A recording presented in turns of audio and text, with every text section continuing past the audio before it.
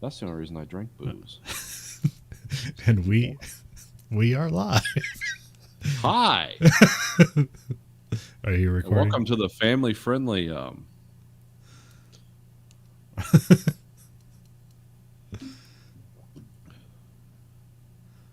right, let me start recording, and you can intro the show. Okay. We're done. We're recording. Hello and welcome to the Verhoeven Effect podcast. I'm Conlon. And I'm Nathan. And for this season of Verhoeven Effect, we are watching network television because me and Nathan generally don't watch network television. We are covering police procedurals that include 2014's NCIS New Orleans.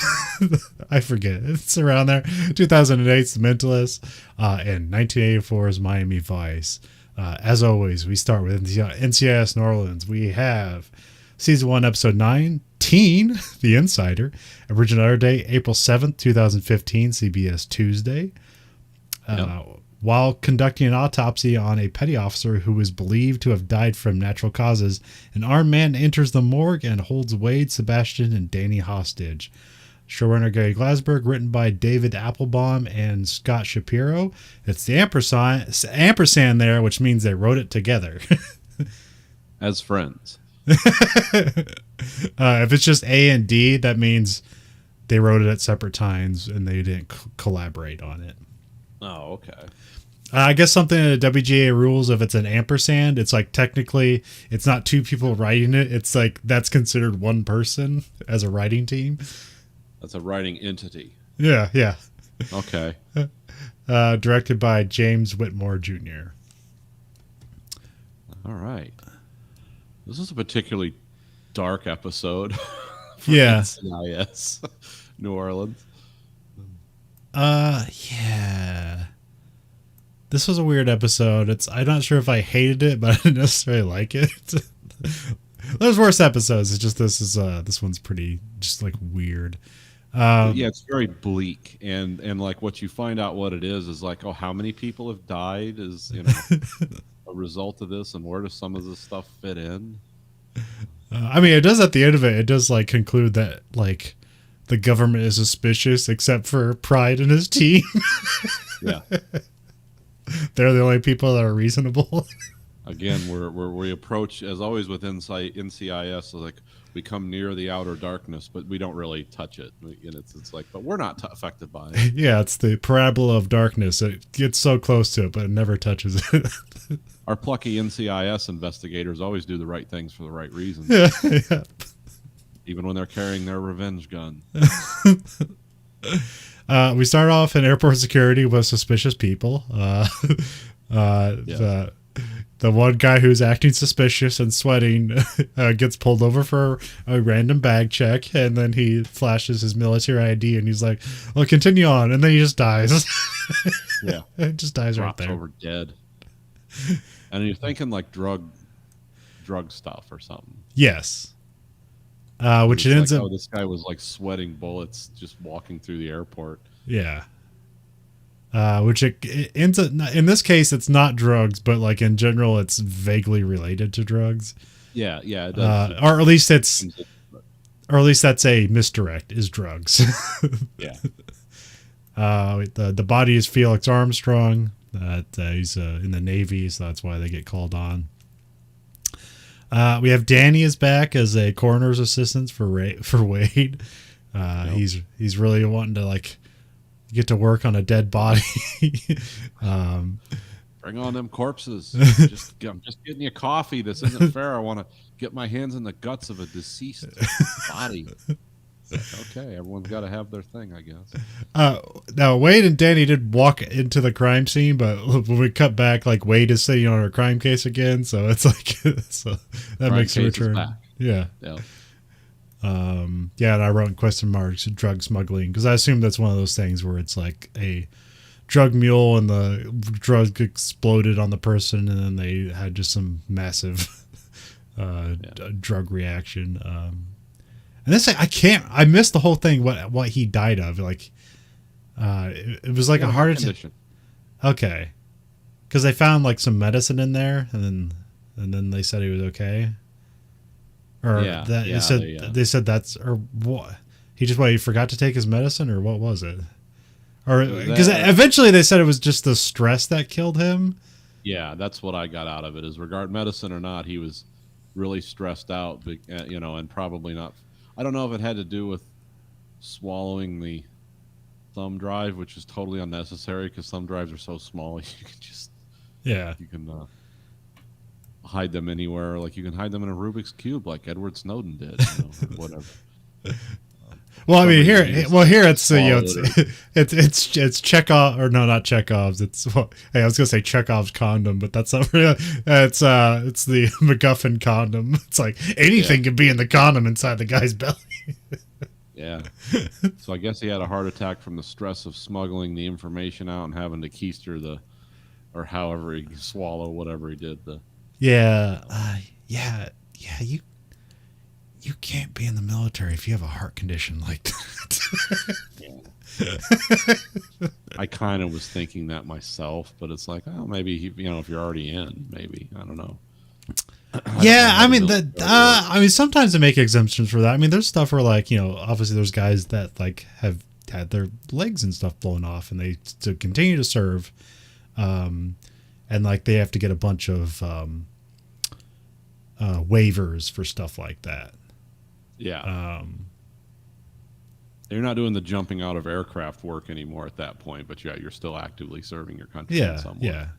You just maintain general fitness, and you can do paperwork because there's plenty of paperwork to do in the military. Yeah. Anyways, I don't know, but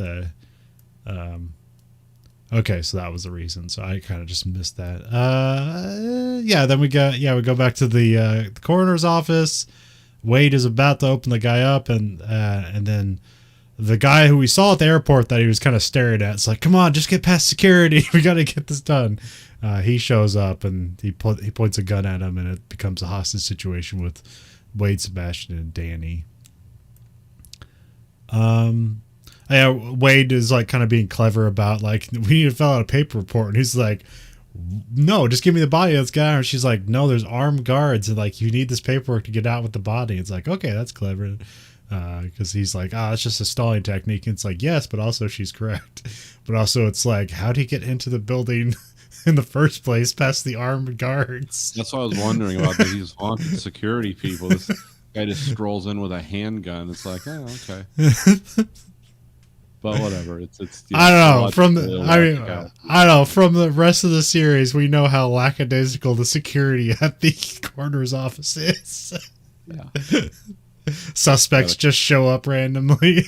Yeah, the coroner's office seems to be like a gathering place for criminals. Not just a temple of the dead, but it's where all the suspects and the people that did the murders just randomly show up. But it's I'm learning again. I've learned a lesson about serial TV dramas like this. It's like, sometimes things just have to happen because this is the story we want to tell, and we'll just make it fit. Yeah. Then we have then the tempers rise. Then we have Danny and the guard get shot. The guard just kind of takes a shoulder shot. Danny takes a lung shot. Yeah. And then Brody and LaSalle are sent out to figure out like who the gunman is, because they have like a lead on him slightly, which they end up like raiding just some like weird Russian drug den with like an operating table downstairs with a lady in a freezer, which I believe is the second time, maybe third time there's been a body in a freezer on this show. It might be the second, because I remember one time we had an episode of this show where in two separate shows there are bodies in freezers. So. Yeah, it's come up a few times. But like, I guess like, I don't know, like what was up with like this guy is people being drug mules. He gets the drugs out of the people, but like, was she a corpse before, or she like died because of a rupture and he just got the drugs out anyways? I'm not sure what that's about. Yeah, my understanding is you usually swallow those and they give you a giant meal and you just poop the heroin out, and that's the normal procedure. But I guess if you die because they burst open, it's like, well, we got to get that heroin out of her. Yeah. So let's get our on-call Russian physician to perform basically a complete removal of your digestive system, to get this heroin out, or whatever they're smuggling. I don't. But there was kind of a cool gunfight where the guy's like taking cover behind a piano. Yeah, emptying the magazine at LaSalle and Brody. Just Yeah. But also, like, when he's taking fire, like, the piano makes different sounds as the bullets like ricochet off different parts of the piano. It's like, it's fun. yeah. And then we, like, for some reason, Brody learned Russian for like half a second from Rosetta Stone. Rosetta Stone, which I don't know if that's like a planted advertisement again, or if that's just something that worked in there. That's way too specific, because she should have said, "Oh, academy training. I had to take a Russian credit." She should have said anything, but she had to specifically name a product. Yeah. But it also like limited the product because LaSalle was like, "Ask him this," and he's like, "That's really I only know general stuff from Rosetta Stone. Like, I don't know like the entire Russian language." Funny. Because, of course, the Russian doctor was this complete lunatic who just shot at 2 cops and could have killed them, had a gunfight with police, and then just throws the gun down and takes off running from them. Yeah, gives up and then runs away. And then tries to fight with them, and then says, "Well, I'm in America, so I don't have to talk to police because you're stupid." But he's saying this in Russian. It's subtitled. Yeah. Then you find out, like, oh, Brody speaks Russian. So they that's always a fun moment where the guy's like, "Stupid Americans can't speak other languages." Like, oh no, they spoke another language. They know my secret language. That obscure tribal dialect, Russian. Like, who could be familiar with this language? I found out Marcus Martel is the gunman. There is a Prometheus burn unnecessarily just worked in there. Yeah. Although I appreciate it. Yeah. Yeah. It's like, from Prometheus. I'm like, I guess that was a disappointing movie. Yeah, that was fun to see that in there. I was like, who's on the production of this that got burned by that? Yeah. And wants to put it in their show. That's really specific, but okay. Like, NCIS New Orleans, which has no ground to stand on to criticize Prometheus, but whatever. Yeah.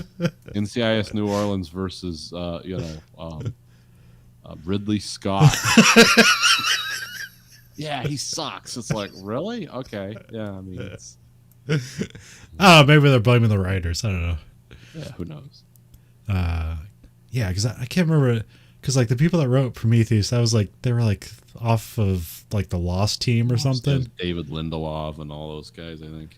Yeah, I think those guys are like kind of like not around anymore because everybody found out they're not as good as we all thought they were.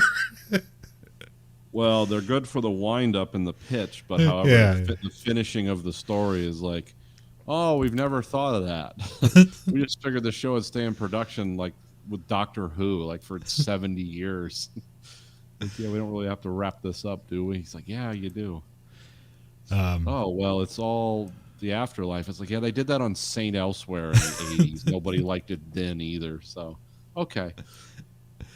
I found out that Martel's brother was a SEAL, a Navy SEAL, and he died, and like his whole situation is classified. So that's why he's doing all this stuff, because apparently Armstrong was smuggling out information that he thought might be about his brother, but apparently it wasn't. It was just a bunch of random tactical information that could be used for nefarious reasons. Not as bad as Snowden, but almost as bad. That was a line from the show. Yeah. Yeah, and like the Navy guys come in, they bring the FBI, so it all takes on this weird suspicion. Like, why are they doing that? Like, and like the FBI, which is like one of the best hostage rescue groups in the world, they're portrayed like cowboys and lunatics. Going in hard. I'm surprised they didn't say we're going to use the gas the Russians used at the theater. Just like, just be complete maniacs, which they're not in real life. But it's like, okay. It ramps up the drama Tension. Of the show. Yeah. Yeah, then it probably just like finds out like that he could just open up the file the guy's looking for, and he just brings it in on his phone. It's like, here, you read it, and then they just find out like he's working with a team that were supposed to like catch some Syrian guy, but then the rebels they were working with turned on him for some reason, and then like his whole team got killed, including him, and then like it wasn't for political reasons, it wasn't released to the public or whatever. Yeah. So now, Patton was able to decrypt like government military grade encryption for Pride to put on his phone. Well, it's somehow Pride would have access to it because he'd use login information.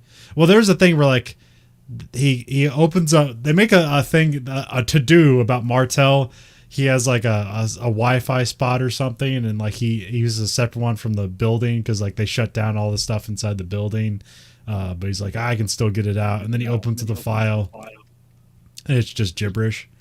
Yeah. And then he starts to get mad, but then that's when Pride shows up with his phone and like the file that they're looking for, because apparently like he had enough like top secret clearance or whatever to open that file. Yeah. Or I forget which clearance he had. There's 3 levels of clearance. I forget how they are, but the secret, silly secret, and super silly secret. Because it's weird.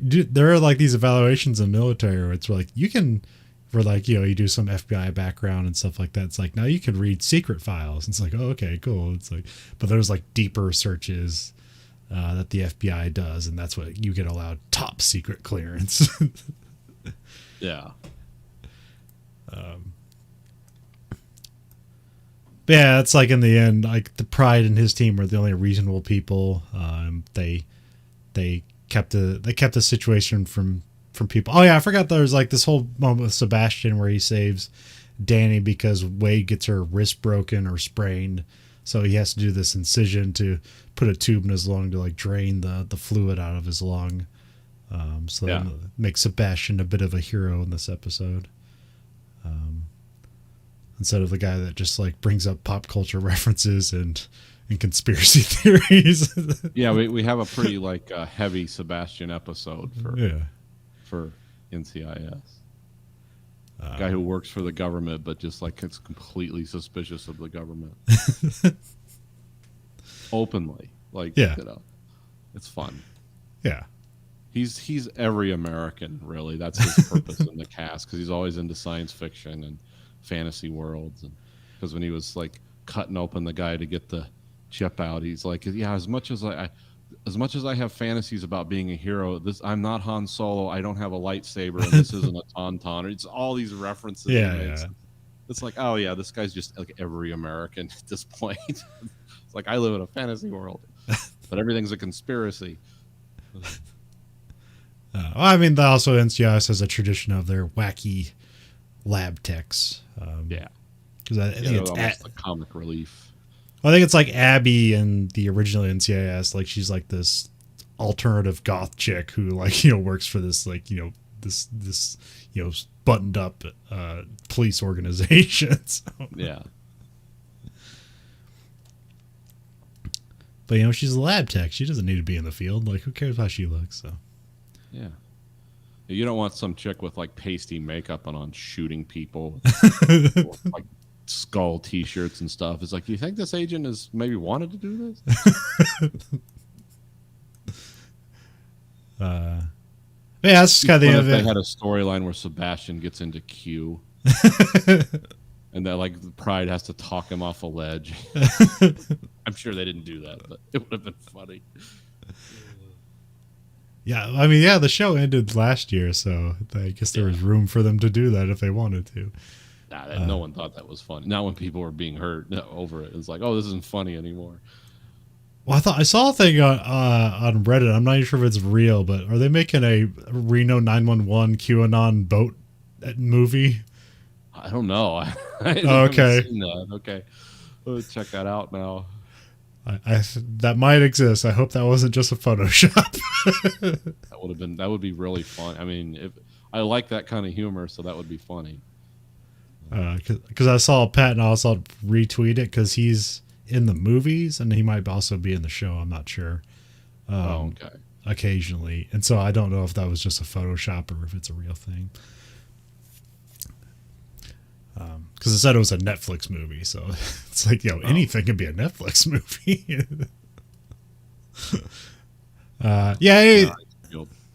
Anyways, that was the episode. It was fine. It kind of like it just ended with like them making sure nobody dies, but now like this guy completely overreacted to the situation, and now his life is pretty much over. I'm not sure what he's going to jail for, but he will. Attempted murder. Yeah, holding hostages.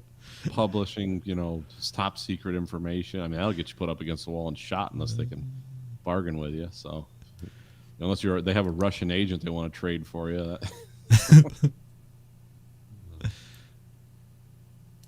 So yeah, it was kind of a weird, dark episode with some, like I said, it had a lot of the side characters got to play larger parts. Like we saw a lot more of Wade, a lot more of Sebastian doing stuff.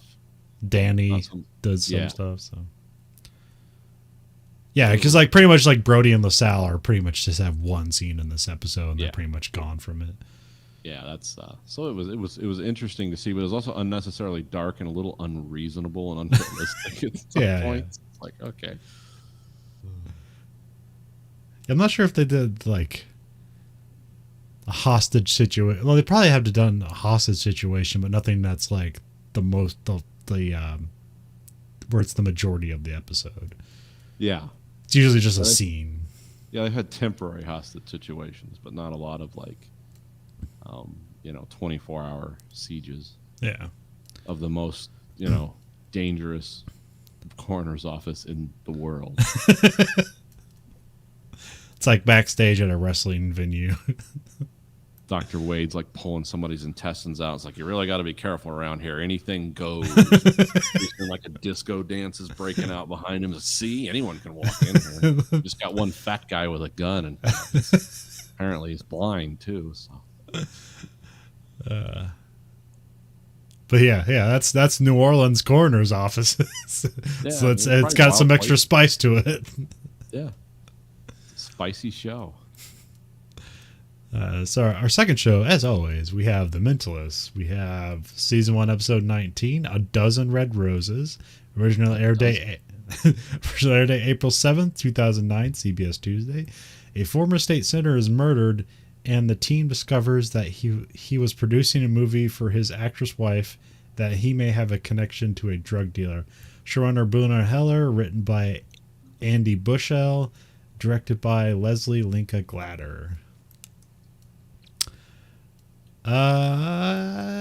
Maybe not the poorest Mentalist episode, but I didn't like it that much. The most like police procedural Mentalist episode where any detective could have solved this crime.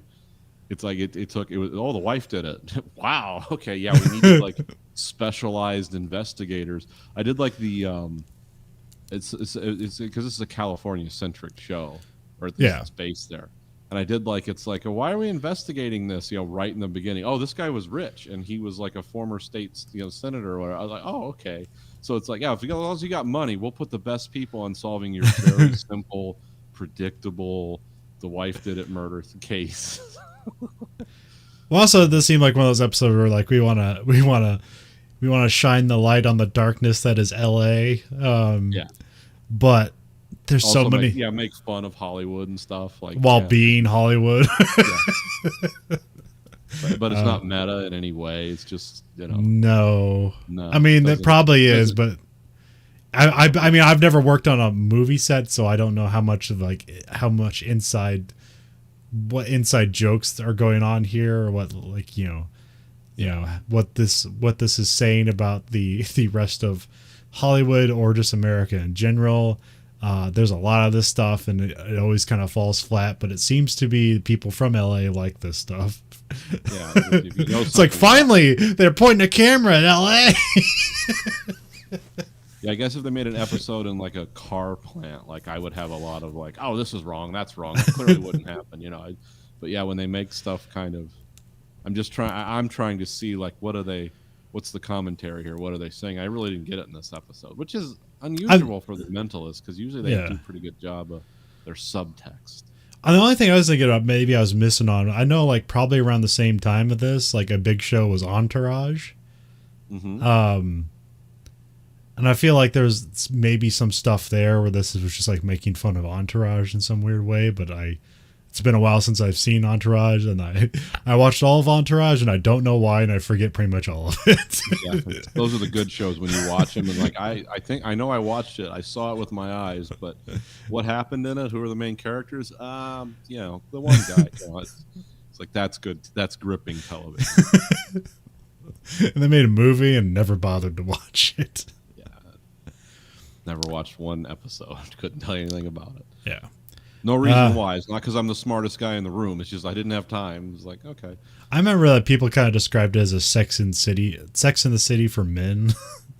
And like, I guess. Okay. Yeah. Men don't need a Sex in the City. They've got sex everywhere. I always thought the Sex in the City for men was the one with David Duchovny. Was that? Oh, Californication? Yeah, Californication, like that. Yeah, that's like a man's Sex in the City. No, the one that really tried to do that, and I think it was an HBO show as well, was The Secret Lives of Married Men.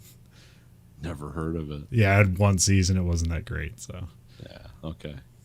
Anyways, we got Felix Hansen's the guy who took 3 bullets to the chest. He's the former state senator. We have impersonators that are on the side of Hollywood. They apparently stole the valet ticket from his body because apparently, like a valet ticket in L.A. is good as gold or something. I don't know. That's something like it's so L.A. that I have no idea what the fuck they're talking about. Because Charlie Chaplin and Marilyn Monroe basically rifled the corpse for some kind of parking pass, like you're saying, yeah. And but I was like, huh? But no, how much media have you heard the thing like, do you validate parking? And it's just this like necessary thing. It's like, I need this to be validated, and like I just have no idea what the hell that means. Oh, I've had to do that in Detroit. That's like if you have to go someplace for like say I don't know, a hearing in a court. Downtown parking in Detroit's like $25 an hour, unless you want to just park out somewhere where you're going to come back and find you're not even going to find your car. Yeah. But if I was required to go do something like in a court or something, well, when I leave, the clerk would stamp the receipt they gave me for parking my car, and then I wouldn't have to pay $25 because I was summoned there. I didn't have to. So that's what that means for me. Like I've done that a few times. That's a city. That's a big city. So in Los Angeles, I imagine it's like the competition for parking spaces and everything is even worse. Yeah. So that's what validate parking means to me in Detroit. I don't know. Yeah. It basically means you park inside somewhere that's really expensive because you don't want your car stolen. But Detroit's not a bad place. No, I'm not saying that. It's just a lot of cars get stolen there. It is the Motor City after all. That's always it's something I assumed. It's like you park outside, but it's always like a thing. Like, do you validate tickets? So it's mean that they grab the ticket from something. But then if it doesn't get validated, you got to pay some price or something. Yeah, that's basically. Or you get a ticket, like.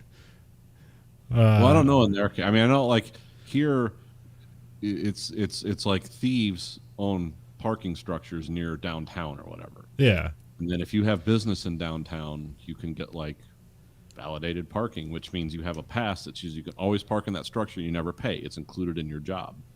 So I think it was something like that. Yeah.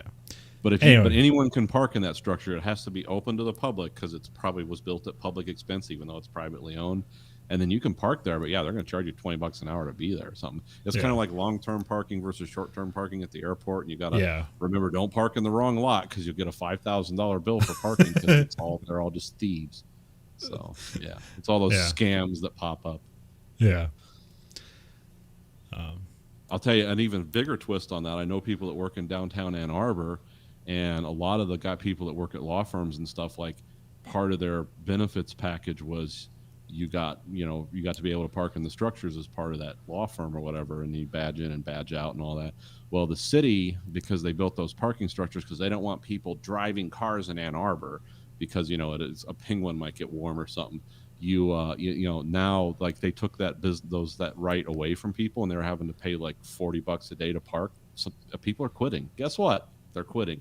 Not because the law firms fucked them over, but because the city said you couldn't have those spaces anymore. But now these law firms are going to start bailing out of downtown Ann Arbor. That's where all the courts and everything are around. Yeah.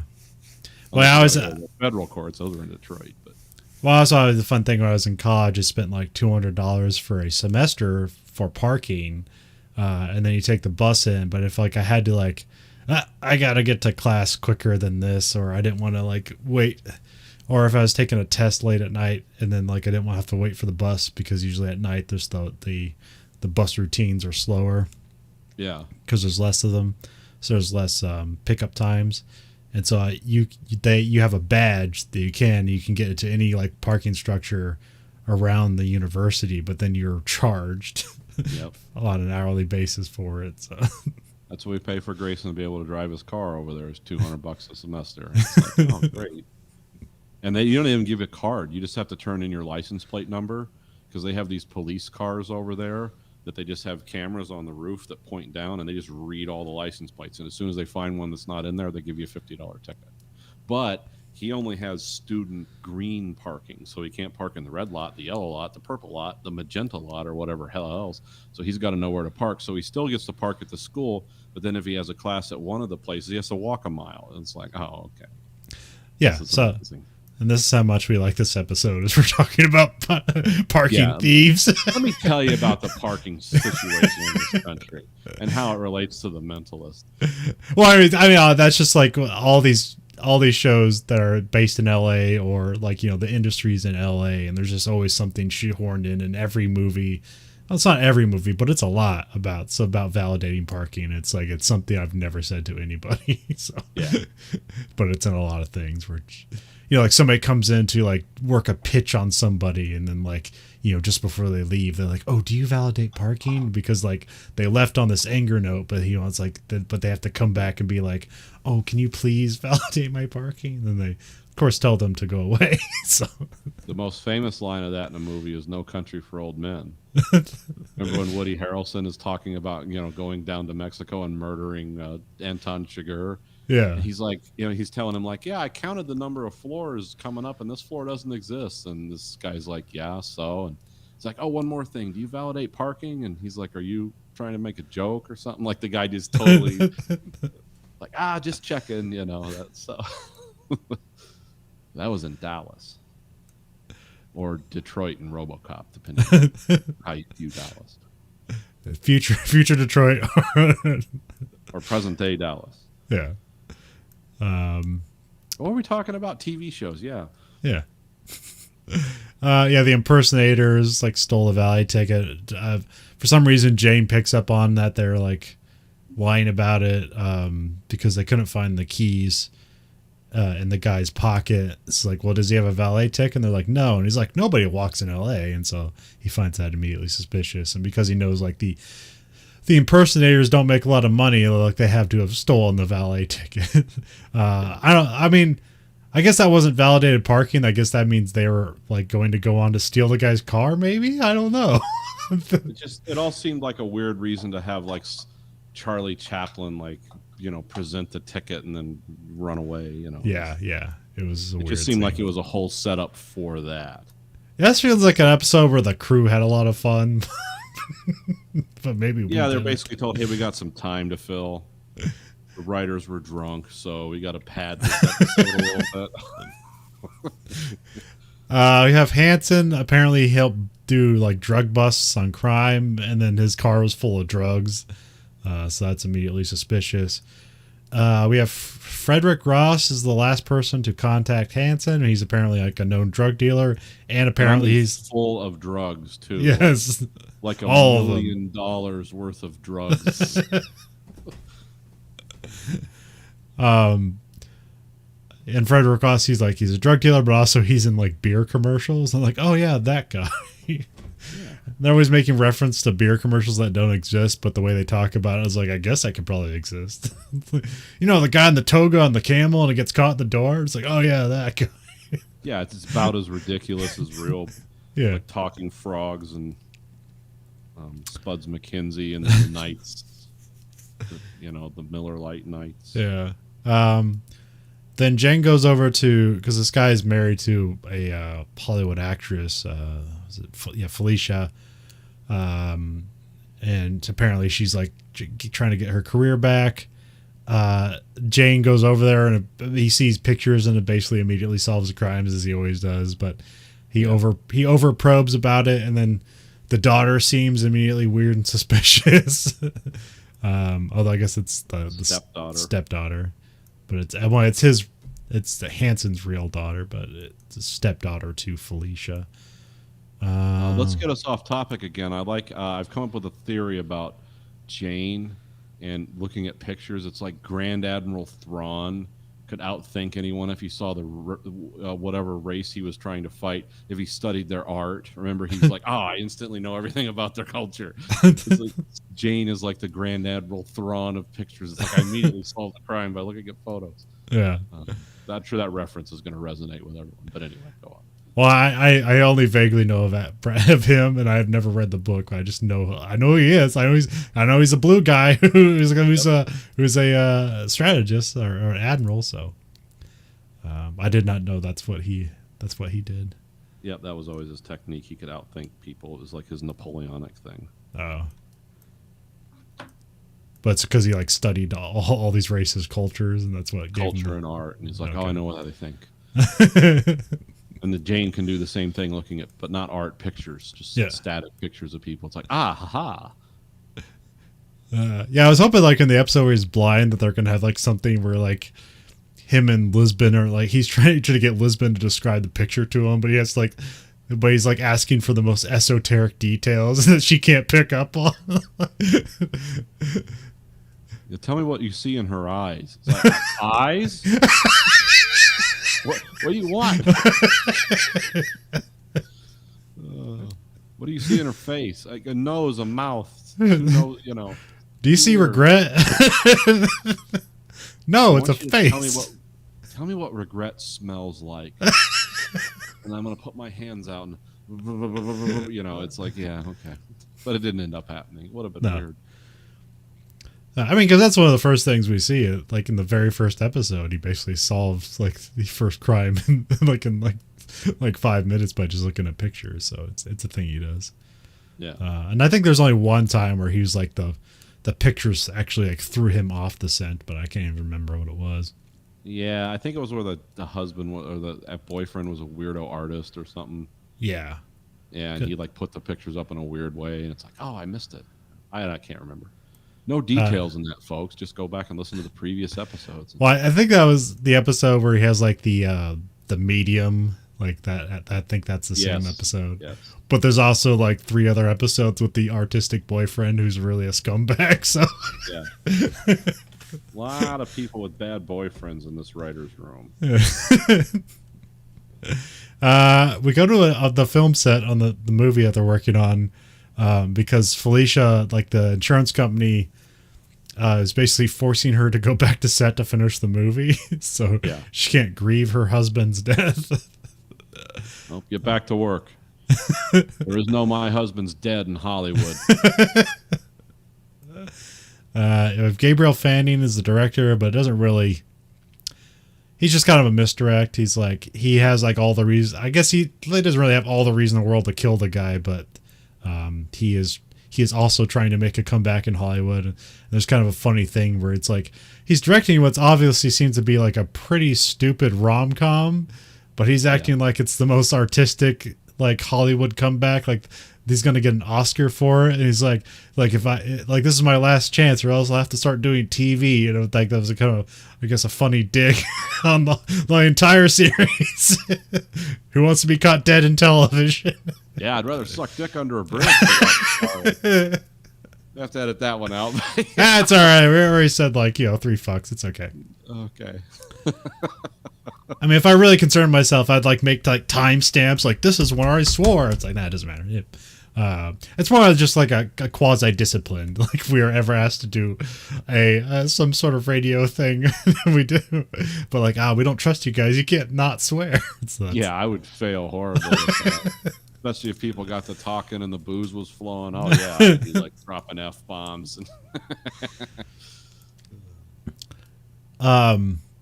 Yeah, but now it's like almost like switched. Like now people want to do television rather than movies. Like you can get a huge payday doing movies, but like almost none of it is worth doing. It's like, Yeah. what superhero do you want to be? It's like none. Yeah. You want to be the Green Flipper in the next Marvel movie? You want to play Dr. Marshmallow or? And the interesting movie is like you're taking a huge pay cut with like it's just like unproven talent. Yeah.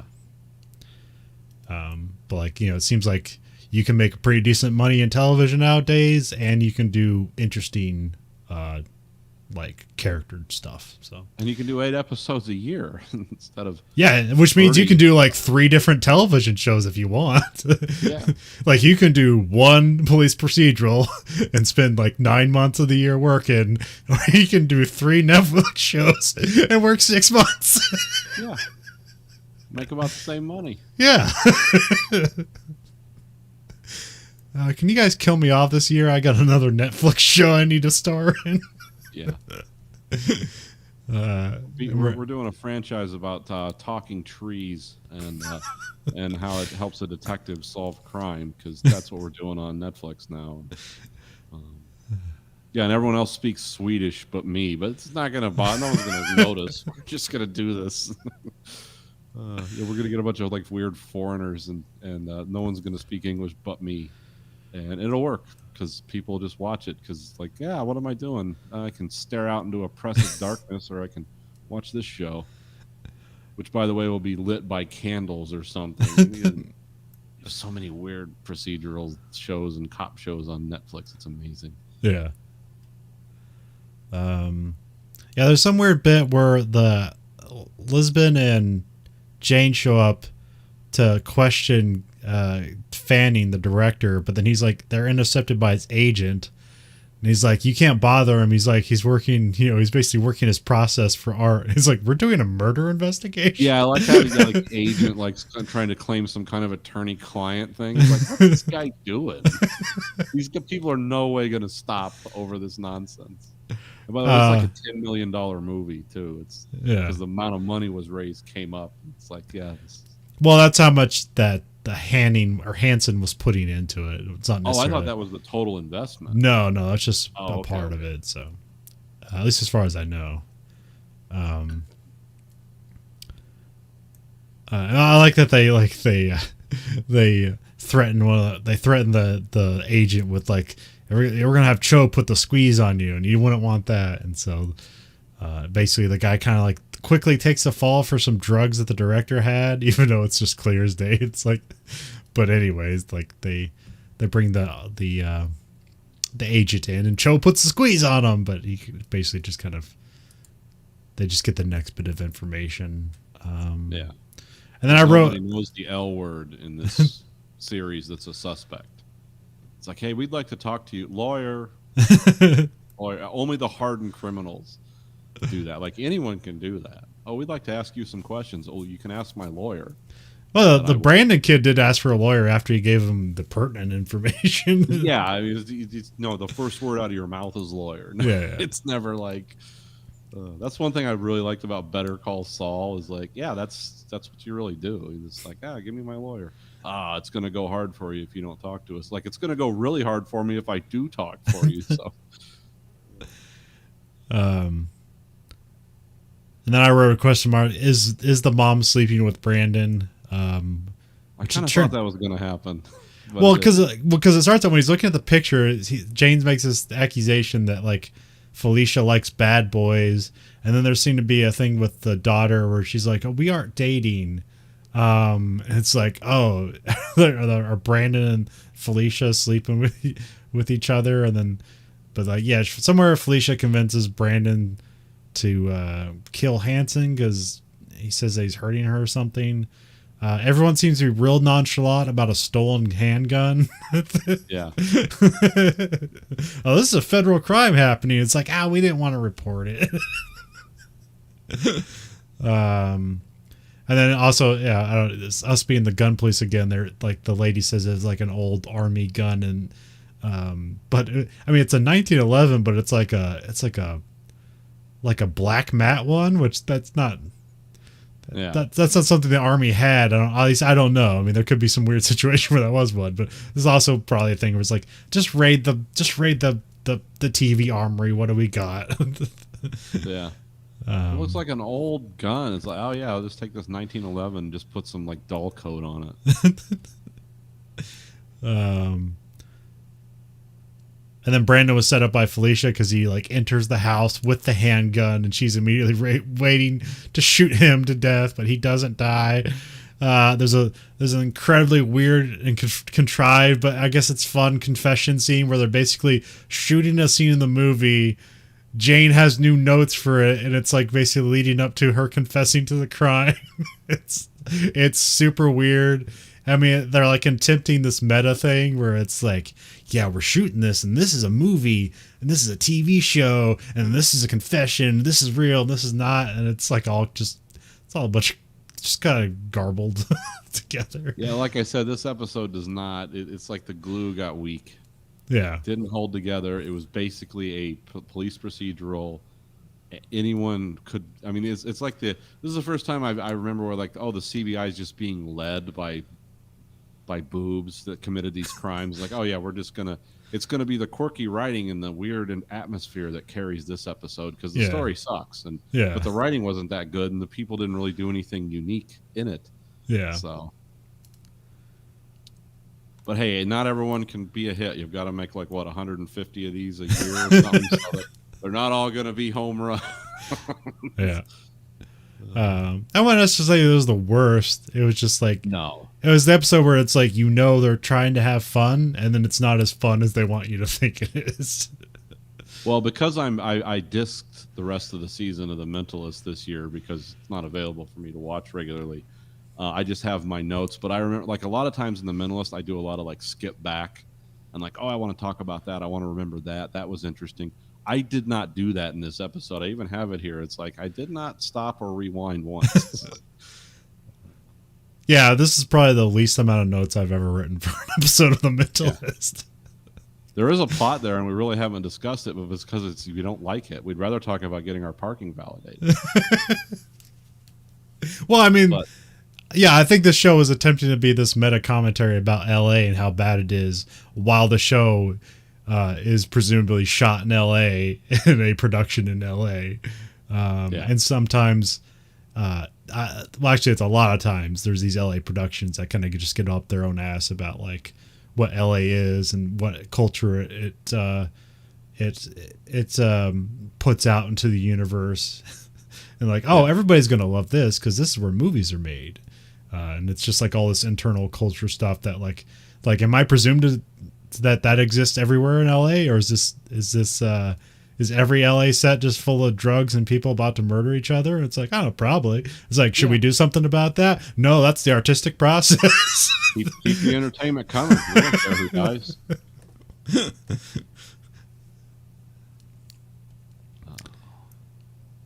And so for our third show, we have Miami Vice, Season 1, Episode 19, Home Invaders. Yeah. Original date, March 15th, 1985, NBC Friday. The squad is assigned to assist robbery with a string of brutal home invasions. Castillo is considered the officer in charge, who was Crockett's mentor, is mishandling the investigation, and the two clash, leaving Crockett torn between loyalty and a resolved case. Showrunner Michael Mann, written by Chuck Adamson, directed by Abel Ferrara. Do you know who? I was like, I noticed that immediately. I was like, what? Okay. Okay, I'm assuming you know more about Abel Ferrara than I do. All I know is he's the guy who directed the original Bad Lieutenant and something called like The King of New York with Christopher Walken. It's like a gangster movie. Those are the ones I know, yeah. Okay. He also does did The Body Snatchers with Arlie Aramy. Oh, okay. That was a weirdly effective but not great version of The Body Snatchers, but it was horrifying in a way that was interesting. It's always interesting to see Arlie Aramy because when he was in the Texas Chainsaw Massacre, he was just the standout character because he was being Arlie Aramy. But it's like, I'm from a family of hillbilly cannibals, and we're gonna fuck you up, And it's like, that's weird. That's Arlie Aramy. And in The Body Snatchers, he was kind of like a drill sergeant guy that's like, oh yeah, and I'm in charge of the alien invasion. I also know like he makes a lot. He's been making a lot. He makes a lot of movies currently, but they're all with. They all seem to be like kind of low, but I haven't seen any of them. But like there are a lot of them with like Willem Dafoe and Ethan Hawke, and they're just like these weird one-offs. Yeah, I've seen a few of those too. Um, King of New York is a great movie, and Body Snatchers is good. Like really, King of New York is like that's a great movie. And he also did a lot of writing and directing on Michael Mann's other series around this time, The Crime Story. Okay, which was yeah. a pretty good series. Didn't last very long, but it was really expensive. That's why. But yeah, so it's just another round of out. interesting directors that worked on Miami Vice before they Yeah. became big time directors. Yeah, immediately I wrote an Apple computer. Yes. And this was a Tubbsless episode. Yes, which I looked it up because I was like, wait, where's Tubbs? I know they mentioned him at some point, and so I guess he got injured on the previous episode, so he was like convalescing. Oh, okay. Or else that was covering up some drug habit he had. I don't know. Oh, yeah, it was an injury. It's like, what was the injury? He did a whole bag of cocaine. His heart got a little out of whack, so he's gonna lie down in bed for a while, see if that goes away. Good luck. It's the 80s. We have the doorbell rings, and then 3 armed guys wearing pantyhose on their heads just bust in and rob the place. And then It's interesting. This show is called The Home Invaders. Yeah. And this is from '85 because we know the term home invasion robbery now very well. At this time, that was not a term. Huh. And the cops never used the term home invasion throughout the episode. It was always the home invader robberies. And I found out there was a reason for that. This was based on some real stuff that happened in Florida in the 80s. Oh, yeah. Where guys would just come in force and like just beat people senseless for their jewels or whatever money they had. And it was those rich people, so everyone knew about it because that's important. But yeah, the kind of violence that these guys projected and stuff, upon learning that after watching the episode, it's like, oh, yeah, they got that right.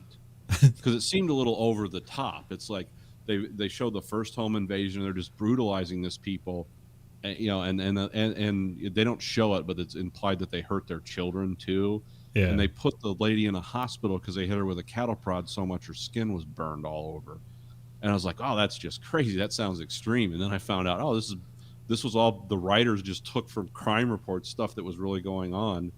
Well, not constantly, but it was a particularly brutal kind of murder that went on in Florida and the Miami area in the early 80s. And a cop got killed, too, in real life because of these guys.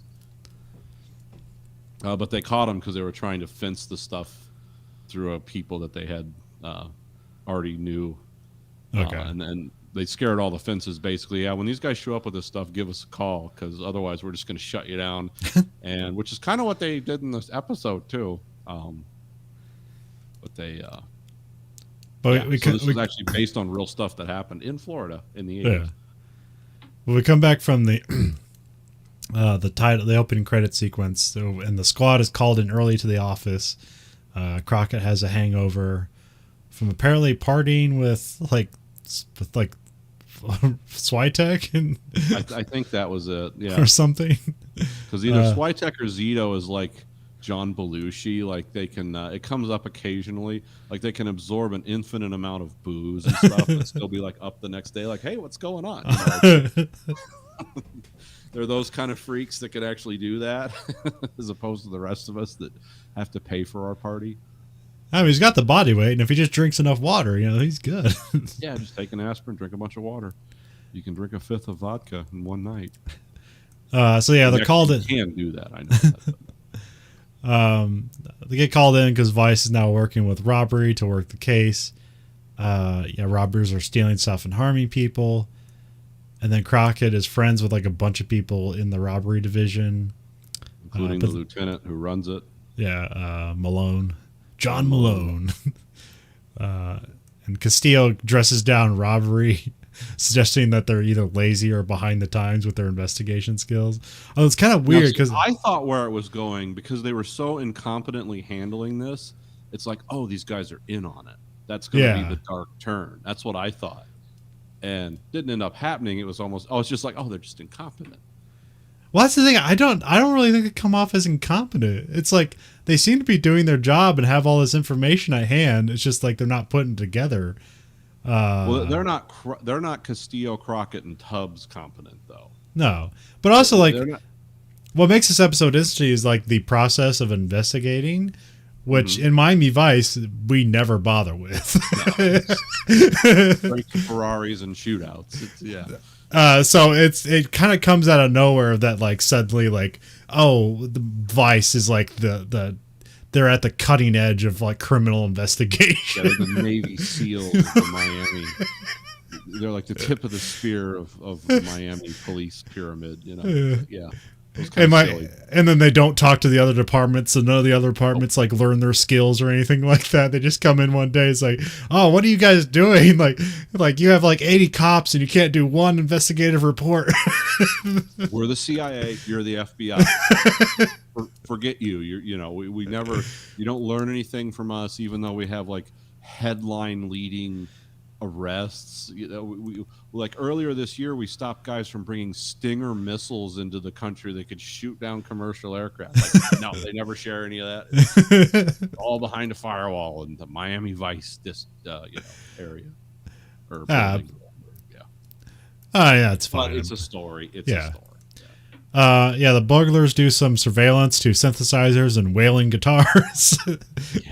And like a lady in her bikini skating around, which they had no part to the story, just some pervert taking pictures of her. Well, because you end up taking pictures of the house. Well, also you end up finding out that like that's not the way they case a place. No. It was just like, hey, we got this girl that's like hot, got boobs and roller skates and is in a bikini. Like what? And she's going to bend over and pick something up. It's like, yeah, hit that high speed shutter. Click, click, click, Find out the robbers are Isai Morales, who he's been in tons of things. He's a lot of things. He's like equally a cop and or a gangster. I think he's been in tons of things. The thing that like I kind of picked up on is he was like one of the dad/investigators in the Caprica series. Yes. He was Adama's father. Yeah. Yes. I remember him. He was like a general in that. What was that terrible show about like World War III in America? The Jericho. Oh, Jericho. Yeah. No, it's just Jericho. It's Jericho. Yeah, he was one of like the general or whatever, or something. I think that was it. I don't know. That's why I recognized him right away. I was like, this. Oh yeah, he's been in literally hundreds of things, but yeah. It looks good, being that this thing's like 37 years ago. It's like David Patrick Kelly, who's most known as the guy who says Warriors come out and play. Yep. I was waiting for him to say it in the show. Yeah. Then we have Paul Calderone, who's like, I most know him for he is the guy that replaces Samuel L. Jackson in Pulp Fiction. Yep. He's also been in tons of things, but that's what I most know him for.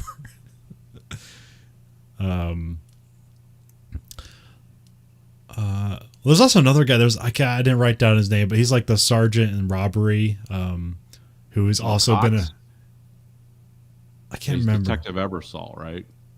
Yeah, and he's been in hundreds of things. You won't notice him here because he's kind of svelte and young, but you most know him when he's as a more fatter, older guy. Yeah. But hundreds of things. Yeah, I mean, Ebersol comes up in Miami Vice a few more times too. Oh, okay. So. And then Crockett's going around putting the squeeze on his informants, mostly because, like, this isn't just robbery. This is like, it seemed there'd be less urgency to this case if people weren't being harmed. Yeah. Also, because we have a scene with the robbers, and they kind of go down the invaders. And they have their table of guns and hockey masks and stuff, which makes me think like, I wonder how much of this like led to Heat. Yeah. There seemed to be some sort of prototype ideas for Heat there, and or LA Takedown, which is the exact same story, just produced as a TV movie.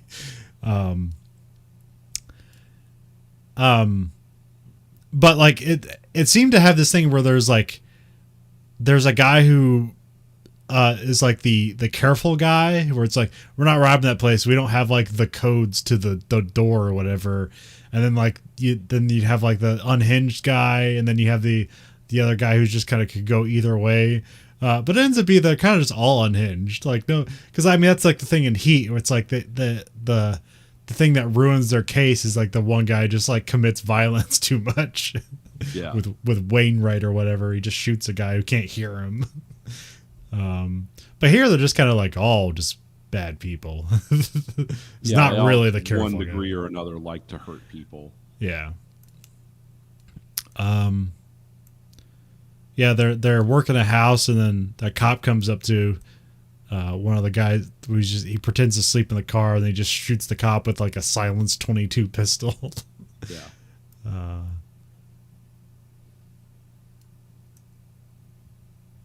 And then how do they track him down? Because Castillo talks to the police in Chicago. Yes, because there's like there's something they mentioned about there's an FBI warning which they put in one of their packets about like other robberies that are kind of like this in New York and Chicago.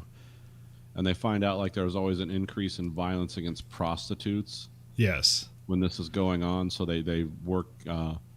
What is it? So Gina and Trudy. Yeah, they work the prostitute angle, and try to find prostitutes that are rough people up. And then they find the two girls that one of them got roughed up by these guys, and it's like these two girls. Yeah, she's like, yeah, we're from Detroit. It's like, really, you sound like you're from Brooklyn. And it's two white girls too from Detroit. It's like, okay, go ahead. with like Brooklyn accents. That's a weird Detroit you're imagining, but okay.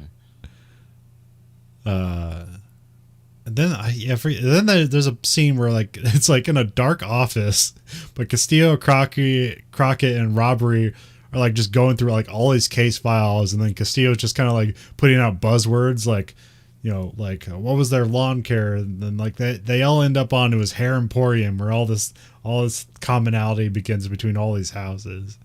For a moment there, I thought it was like going to be like racial or some way, because it seemed like all the houses that they were being robbed are like, those seem like Jewish names. Is there anything about that here? I don't know.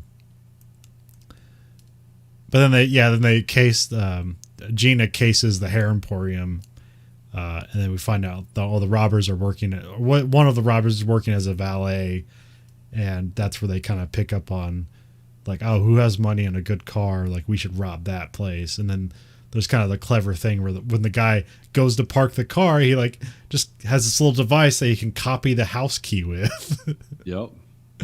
Then he pulls out the registration and gets all the information on it. Yeah. But then their MOs who just ring the doorbell and wait for somebody to answer. So it's like, what? We didn't see them use the house key thing, but it just seemed like this is what criminals do. They copy keys. Well, yeah, that's like the fun. They ring the doorbell and they're like, Candygram for Mongo. Yeah, let well, that's got the murderers. Well, that's like the fun thing about this episode is like we get to see the police and actually investigate things and do their job, and we see the criminals like do clever tactics to like do their job. So that's always a fun thing. That's what makes Heat really good. So. Because there always seem to be like these episodes are usually just kind of one-sided things where it's like, the cops are just missing one magical piece of information, and then the criminals are just like blundering dumbasses who just accidentally are successfully committing all their crimes. Yeah. Not in this case. They're just good criminals and sadists too. I forget the Mentals episode that one guy on the gurney, and it's like he's a sadist. He's like, you mean a sadist? Yeah, whatever. He likes to hurt people. Sadist. He also worships Satan. Satan. Whatever. The bad guy on the floor. Yeah, the bad guy. He's into Satan worship and sadism. He's a sodomite. Then the Trudy drives the working girls to go pick out the valet guy. I'm not sure if this is like a cover vehicle or if just Trudy drives a beat up Mercury. Yeah, it was a weird, like the car was running like intermittently. Yeah, and then also like all the like the ceiling stuff on the inside is like ripped up and hanging down. It's like, is this a cover vehicle? Or is that just Trudy's vehicle? Yeah, it was a weird scene. It was like the contrast between all these rich people and their cars and like the poor old cops and their beat up Plymouth Valiant, you know. Yeah, not everybody gets to be Crockett, where it's like it's driving around in some drug dealer's Ferrari. Hey, those cars though, they had like 400 and some cubic inch engines in them. I mean, back at that time, there wasn't a lot of performance options. However, nowadays you could make that car really fast if you wanted. 3 miles to the gallon, but you know. Let me pick up on there's a lady in a Corvette that they assume is that they're gonna rob. She is very weird. Every scene she is stereotype. Yeah, and every scene she is uncomfortable because it seems like she wants to like, ooh, young men, let's have sex with all of them. Like that's the implication. But you know, she runs. Well, Castillo like holds his badge out. Is like, "Can we please talk, ma'am?" And then she runs away from them. They pull over, and she's like, "Don't rape me." Like, yeah, I remember that. Like, my husband's having me murdered. Help! Castillo standing there like a brick wall, like, "Ma'am." Yeah.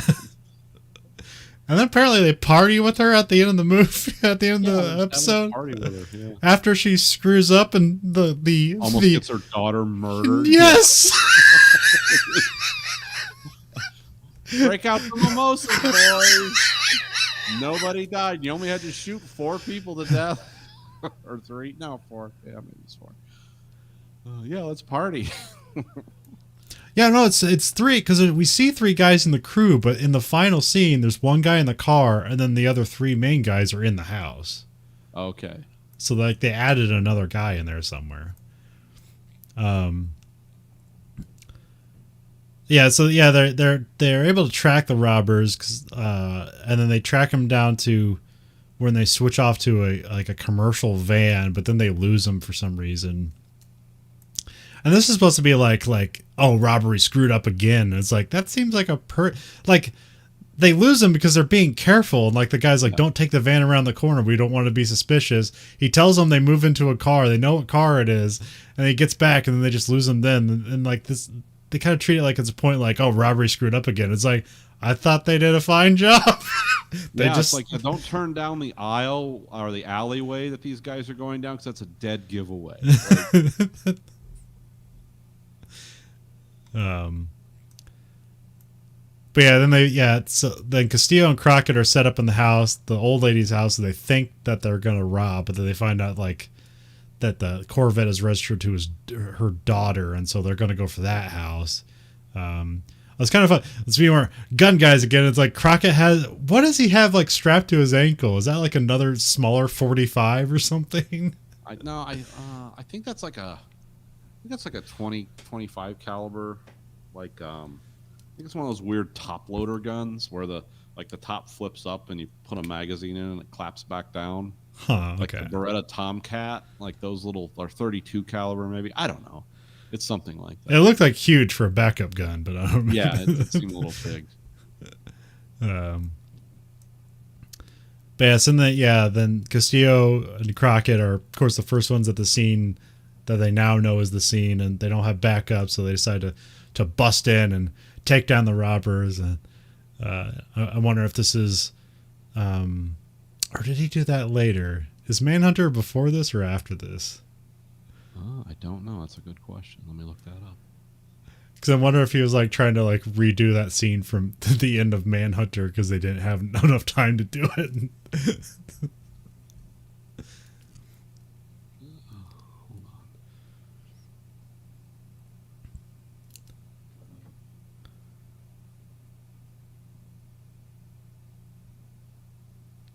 I'm having great internet service tonight.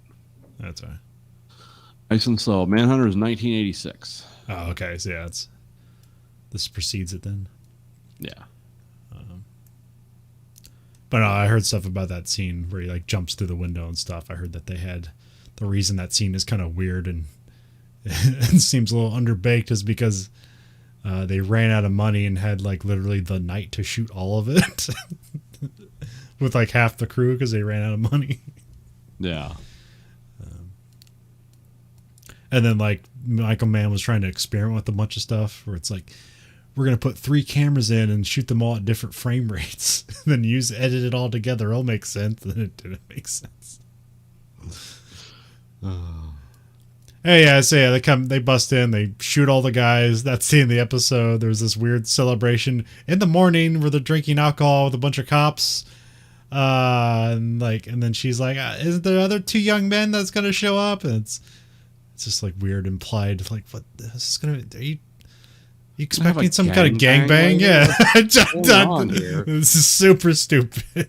That character is absolutely unnecessary in this whole thing, but whatever. I guess it was a sense of levity. It's like we stopped children from being harmed. It's like let's have the weird sex addicted lady show grandma. up. Yeah. But this is where like Castillo and Malone show up later on, and this is where Malone retires because I don't think it necessarily holds weight, but like there's implying that like this whole case was bundled by him.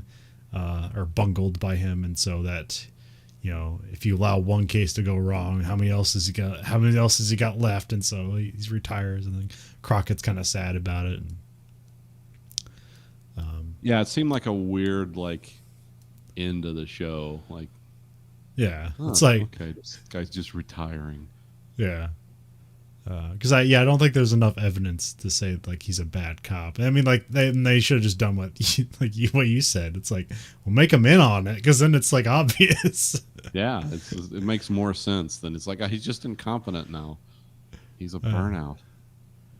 I didn't like that. Like it's like he kind of has this weird hangdog face, but he also has just like bad teeth. So it's like he's like obviously a heavy smoker because his like 2 front teeth are just completely. Yeah. Which is, I don't know if they added that in or whatever. Yeah. Okay, a little research. Crockett's backup gun is the one on his ankle is actually a Smith & Wesson model CS45 Chief Special 45 automatic. Okay. It's a 6-shot 45 in an ankle holster. That's why it looks so big because they put the Packmark grips on it for the show. Don't know anything about the gun. It went out of production pretty quickly, but it's known to look cool. Yeah. But it was designed as a backup gun, and it's a big gun. It's a thick gun. Well, that's what I thought. I was like, that's a huge gun for a backup gun. Yeah. For an ankle holster backup gun. Yeah, it's like no one's going to see that coming. Like, hey, what's wrong with your leg? It's just shooting at us.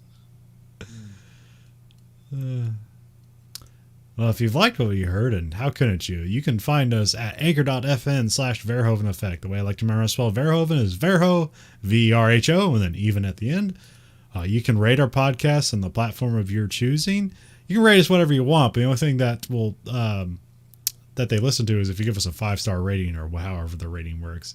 And then if you write a review, just say this podcast gets you through the workday. We have listener support on anchor.fm. You can, with a monthly stipend of 99 cents, $4.99, or $9.99. The more support we get, we'll do more episodes faster. You can find us on Twitter at Verhoeven Effect, on Facebook at Verhoeven Effect. We have another podcast, American Greed Factory. We are on YouTube as American Greed Factory, where you can see this episode and those episodes live and uncensored or unedited also. Yeah. Well, we have t-shirts at belowthecollar.com/greedfactory. And you can find me also at twitch.tv/greedfactory, or right now I have a show called Puzzles and Podcasts where I play puzzle games, basically just Tetris, and listen to podcasts. It's the kind of low effort content everybody can get behind. So for Verhoeven Effect, this is Colin. This is Nathan. Goodbye, America.